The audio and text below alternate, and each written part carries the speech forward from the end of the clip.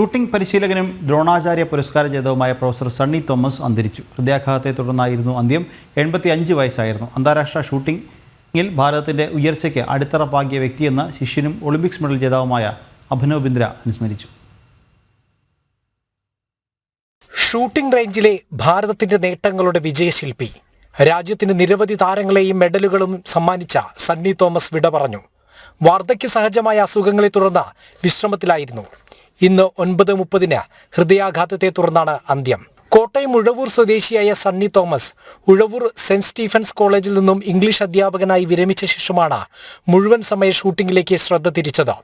1993 മുതൽ 2012 വരെ 19 വർഷം ഇന്ത്യൻ ഷൂട്ടിംഗ് ടീമിന്റെ പരിശീലകനായിരുന്നു. 2011 ദ്രോണാചാര്യ പുരസ്കാരം നൽകി രാജ്യം ആദരിച്ചു. ഒളിമ്പിക്സ്, ലോക ചാമ്പ്യൻഷിപ്പ്, ഏഷ്യൻ ഗെയിംസിലടക്കം 100-ലധികം മെഡൽ നേട്ടം സണ്ണി തോമസിന്റെ കീഴിൽ ഭാരതം സ്വന്തമാക്കി. റൈഫിൾ ഓപ്പൺ സൈറ്റ് ഇവന്റിൽ കേരളത്തിൽ നിന്നുള്ള മുൻ ദേശീയ ഷൂട്ടിംഗ് ചാമ്പ്യൻ എന്നിങ്ങനെ നേട്ടങ്ങളുടെ പട്ടികയേറെ. പ്രൊഫസർ ജോസമ്മ സണ്ണിയാണ് ഭാര്യ.